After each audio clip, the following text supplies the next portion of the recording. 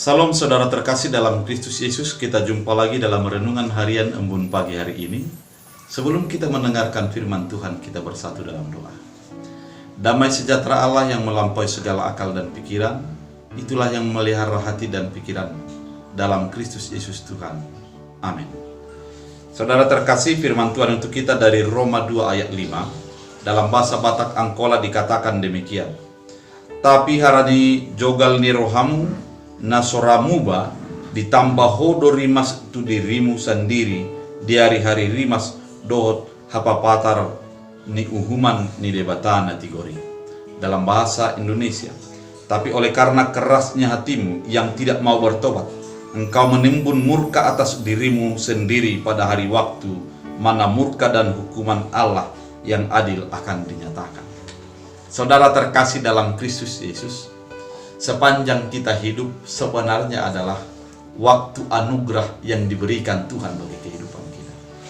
Dalam menjalani hari-hari kita, sesungguhnya adalah kesempatan bagi kita untuk bertobat, untuk semakin dekat dengan Allah.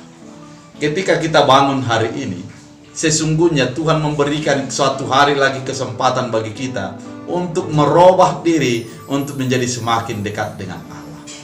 Namun yang terjadi, saudara terkasih, banyak orang melihat hari-hari dalam hidupnya bukanlah sebuah hari anugerah, bukanlah waktu untuk menjadi semakin dekat dengan Allah, namun waktu digunakan untuk diri sendiri, untuk menjadi kesenangan personalnya, sehingga tidak menjadi teringat kepada Allah, namun teringat hanya kepada dunia. Saudara, siapapun kita dan bagaimanapun keberadaan kita, ini adalah waktu anugerah yang diberikan Tuhan bagi kita. Mari merubah diri, mari semakin dekat dengan Allah, sehingga melalui semakin dekat dengan Allah, maka waktu anugerah ini kita manfaatkan agar menjadikan kita tidak menjadi kena murka Allah. Ketika Allah sudah menyatakan dirinya, tidak ada kesempatan untuk mengatakan, saya ingin bertobat, saya ingin merubah diri. Kita sangat teringat dengan ketika Lazarus dan juga seorang kaya, di mana Lazarus sudah di sorga dan orang kaya itu berada di neraka. Maka dia mengatakan kepada Allah, ya Tuhan, suruhlah Lazarus untuk menyatakan kepada saudara-saudara saya di bumi agar mereka merubah diri. Tidak ada lagi kesempatan, tidak ada waktu untuk merubah diri ketika Tuhan sudah menyatakan kuasanya. Oleh karena itu, waktu ini adalah waktu anugerah. Mari merubah diri sehingga murka Allah tidak menjadi menimpa kepada kita. Ketika kita nanti sudah merubah diri dan semakin dekat dengan Allah, dan ketika Tuhan menyatakan kuasanya untuk menjemput setiap orang, maka kita akan menjadi dapat keselamatan karena kita terbebas daripada kutuk dan kemarahan Allah. Kita hidup di dalam berkat yang Tuhan sudah sediakan.